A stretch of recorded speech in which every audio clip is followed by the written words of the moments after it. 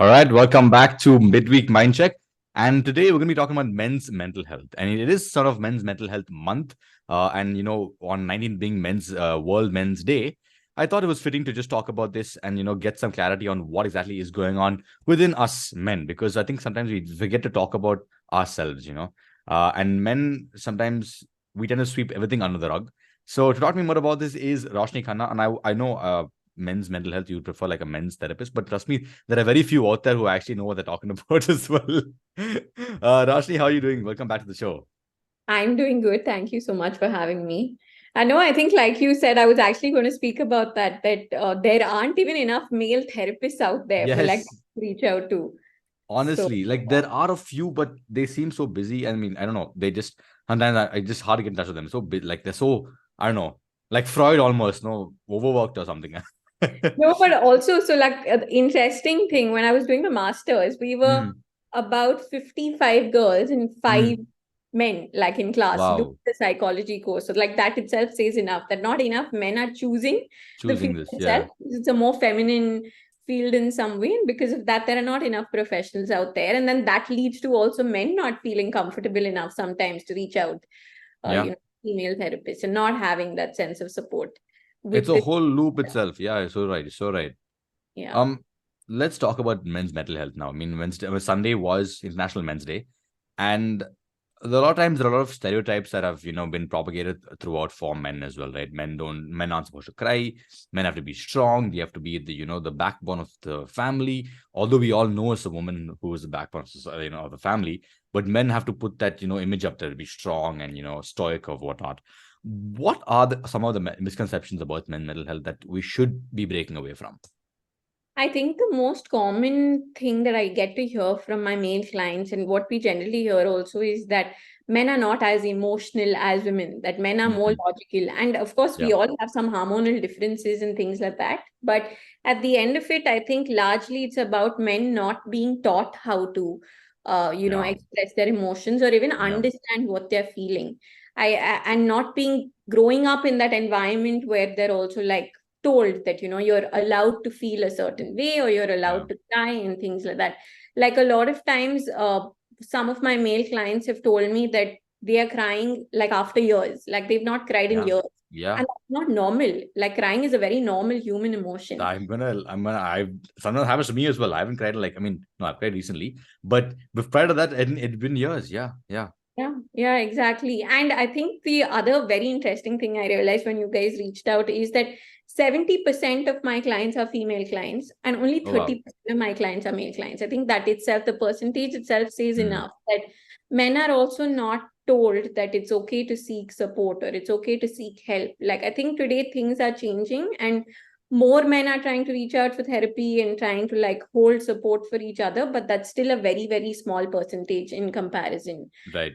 to the larger number in some way. So I think one of the stereotypes is that apart from that, also the male clients or the men that I see in my life who are also sensitive and in touch with their emotions are usually made fun of or then are made to feel not good enough in their own Yes. way, or also have been brought up by a lot of strong women around them and have more Mm. female friendships but don't have enough men to like stay in touch with or stay connected to, which leads to its own kind of loneliness.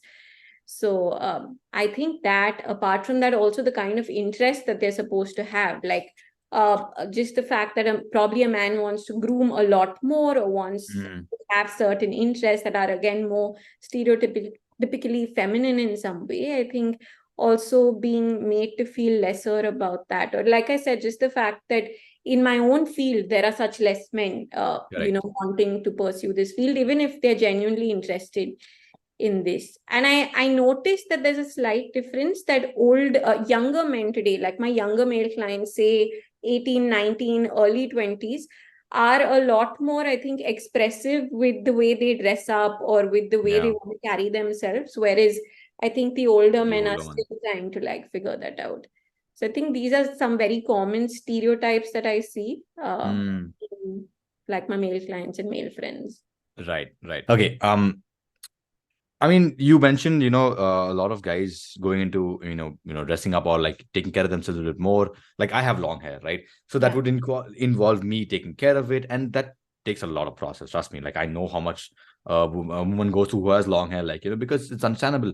But for men, they're just like, dude, just cut it. Like, why are you going through this? And I'm like, no, I like the long hair. I like the fact that I have to go through that. It Yeah. makes me, I'm taking more care of my hair. In fact, I'm taking care of my hair. Exactly. Right. And again, as you mentioned, they are either made fun of or judged in some sort of the other, some way or the other. And that I feel is that has to stop, and it's hard to do that. And you mentioned as well, 70% of women are your clients, which means that men are not even the common misconception is that therapy is for women. It's for the weak people it's for men who can't handle their emotions. Exactly. Or if they're Yeah. crazy or if they have a problem. And no, I think that also then again becomes a loop and translates into the fact that men are not able to get in touch with their emotions or don't have spaces Yes. to express what they're feeling, translates into aggression, anger, addictions, substance abuse, Yeah. violence, things like that. Because they don't know what they're feeling, or they don't, like I'm saying, have the space to feel what they're feeling. So then the only way to Hmm. cope is by numbing themselves through substances or through even working too much and stuff like that, or then like expressing only through anger, which not only impacts them but also impacts their relationships and the people around them.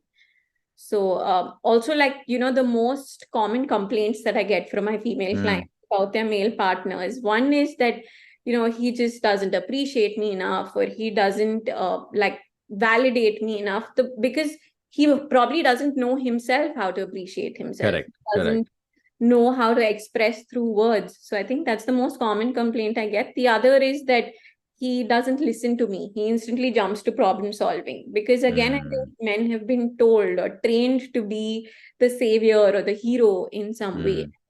That's the only way they can feel good about themselves. And if they're not able to do that, then they also don't know who they are. Exactly. Like, anger Yeah. is not the only emotion that we have inside of it. Like, there are so many other emotions that you have to understand and name. And I think Yeah. the biggest thing that's very hard for men to do is, what is this emotion I'm feeling? If it's anger, I know exactly what it is because it's a very inbuilt, like, I'm angry. Yeah. But, coming back to the other thing is just, are there any, specific social or societal cultural factors that you have observed as a therapist, on men's mental health, and how does this impact their willingness into taking support from people and Yeah. therapists? No, like you said, that men are told that firstly, a lot of men have been trained and brought up in a way that they have to be the sole breadwinners, they have to Yeah. be the ones taking responsibility, they have to be the strong people in some way. And that's a lot of pressure on a human being in general. Yeah. So I think that's the biggest, I think, cultural or social factor that impacts men. And like I said, we've grown up watching movies itself where Mm, either the man is angry young man, or then he's the savior in some way and coming to save the girl in some way. And if correct. he's not able to do that, then today men are starting to doubt themselves. I think in the last decade or so, we've focused a lot on making our women independent, educating our Mm, women, but we've not taught men how to actually respond to that. Like, I actually have male clients today who come and they have these very strong-minded, independent girlfriends, and they don't know what to mm, do about it, or they don't know how to be in a relationship with them because they're not the provider anymore. So then right. it's also time for them to like discover their own identity and see how else they can also contribute as a partner and things like that. And yeah, I think these are the most common things I see. Apart from that, like I was saying, the most common complaints that my female clients also have, Mm, that he's either working too much, or then the other thing is, sounds strange to say, but this is a very common thing, that he wants too much sex. And a lot of times that also is coming from because men don't know how to communicate through words. The only way they can feel mm, intimate or connected is through maybe physical touch or sexual intimacy. And women are not told that maybe that's how he's wanting to connect or right. communicate in some way as well. And that's also misunderstood in some way. So I think these Very are, interesting. That's very interesting indeed. Now, what I think the other thing is, what do men do to address these issues, right? I mean, when I don't attack men and be like, yeah, it's your fault, you have not been done this, but it's okay. It's not your fault. It's not society's fault. It's times has changed. It's moving on. How do yeah, we address this now? What can men do that can actually, get help them get in touch with their emotions and address these mental health issues that they are facing completely? yeah.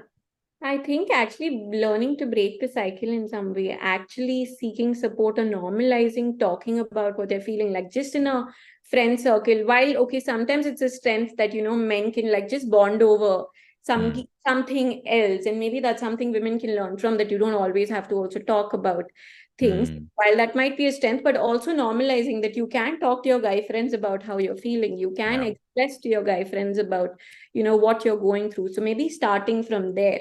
Also, I think, like I said, breaking the cycle for men who are starting to have a family and kids, also being the right role models for your kids. And Kids, yeah. that's only possible if you're able to go back and understand what you weren't provided with in your childhood, and how you can deal with that, and how you can self reflect. Like I said, therapy is a great space where men can come and talk. Again, in therapy itself, I see a lot of men who come to me also being very cognitive. They're not able to feel easily. So, also learning how to feel and learning how to express their emotions and get in touch with their emotions. Not intellectualizing them, just feeling their Exactly. emotions. Yes. Exactly. And I think that's very strange for a lot of men to be able to do that. It is. It is for me as well. When I first started therapy and like I had to feel my emotions, it was a very challenging aspect because it was like, wait, how I'm rationalizing it. This makes sense to me. I'm logically going for it and it's working. But when Yeah. you have to really sit with it and not logically analyze it, you just, okay, stop it. You got to stop that. That's a little bit of a challenge you have to really, attack. And you mentioned as well, like, men trying to being not being the providers. I actually went, out on the street and I spoke to people. I'm like, okay, the misconception or the common belief is that men are only loved under the condition that they provide something. What do you Yeah. think about that, right?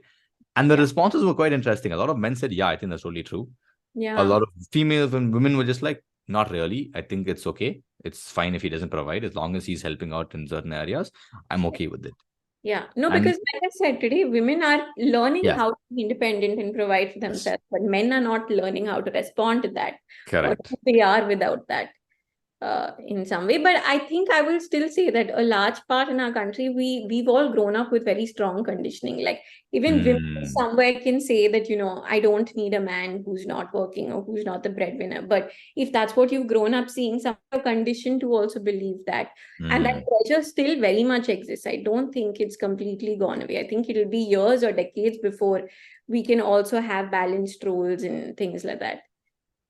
So Amazing. I hope men, like, take the help they need, because if you look at the suicide numbers, it was crazy. I was reading up on this and I was just baffled. I was like, wow, this can't be right.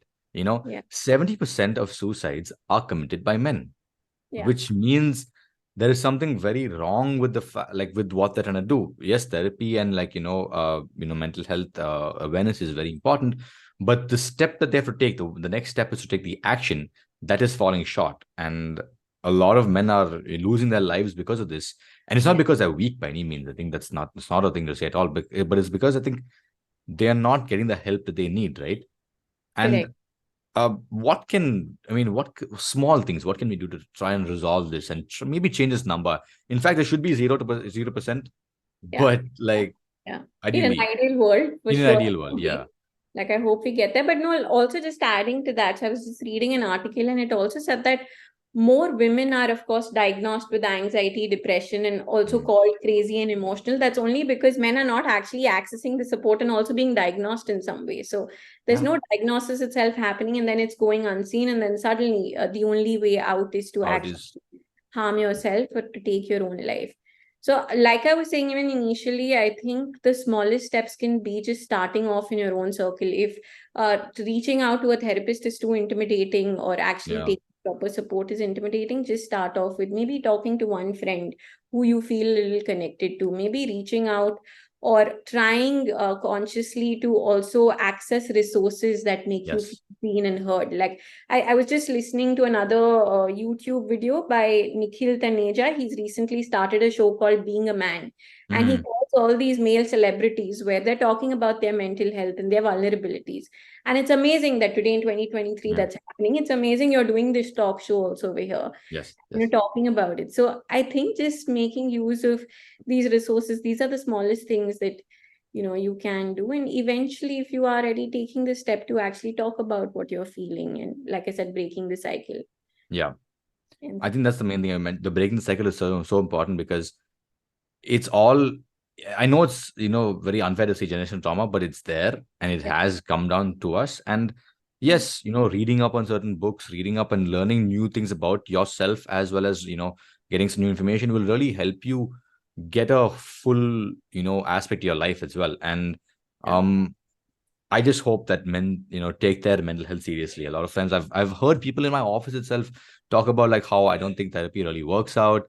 It's not really good. I don't know. Like I feel like it's for weak people. And I was like, Yeah. are you saying this? Like, are you really like, for me, it seems so alien because I'm like, okay, no, it seems logically for me as a man, this seems the right thing to do. Yeah. But honestly, I mean, you're so right. The trend has to break, the cycle has to break. And I think it starts with just one step, just taking that, being an open mind, just like, okay, you know what? I think Correct. I can. I think I can. Yeah. Yeah. And well, thank you so much, Raushni, for talking to us about on men's mental health this Thank, morning. It really thank helps out. I'm sure a lot of men listening out there. In case you want to connect with Raushni, how do they connect to you and talk to you? They can DM me on my Instagram page. It's called The Subtle Art of Expression, or they can just type my name, Raushni Khanna, and my profile will come up. You can. Right, which is Raushni, Raushni Khanna, and the subtle art of expression. You can DM me as well if you want, and I can put you in touch with a lot of other people as well. So it's not, don't worry about that.